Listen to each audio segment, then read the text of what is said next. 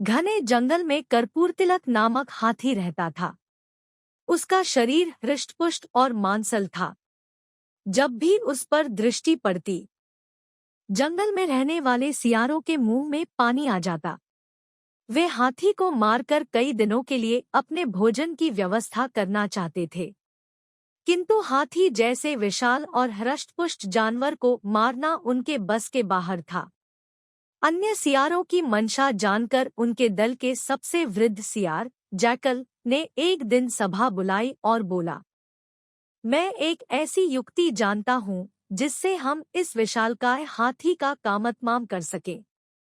यदि तुम वैसा करो जैसा मैं कहता हूँ, तो इस हाथी के मांस का हम कई दिनों तक भक्षण कर सकेंगे। सियारों को यही चाहिए था। वे तैयार हो गए। बूढ़े सियार ने उन्हें युक्ति बता दी। युक्ति अनुसार कुछ सियार हाथी के पास गए और उसे प्रणाम कर बोले, महाराज की जय हो, महाराज की जय हो। स्वयं के लिए महाराज का संबोधन सुनकर हाथी एलिफेंट चौंका और बोला, कौन हो तुम लोग? मेरे पास क्यों आए हो और मुझे महाराज क्यों संबोधित कर रहे हो?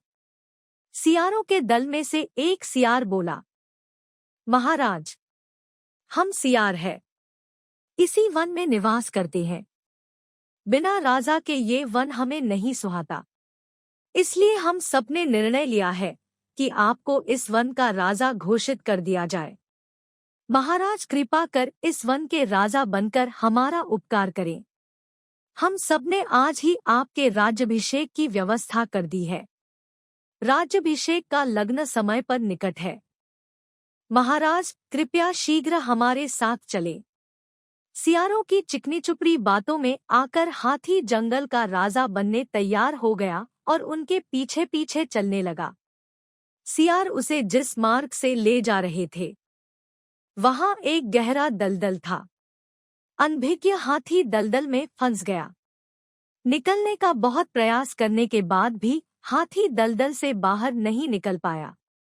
उसने सहायता के लिए सियारों को पुकारा, अपने होने वाले राजा की सहायता करो। तब सियार बोले, ऐसा मूर्ख हमारा राजा कैसे हो सकता है? तुम्हारी तो यही गत होनी थी। तुम हमारा आहार हो, तुम्हारे मांस का भक्षण कर हमारे कुछ दिन मजे से कटेंगे। हाथी अपनी मूर्खता पर पछताने लगा।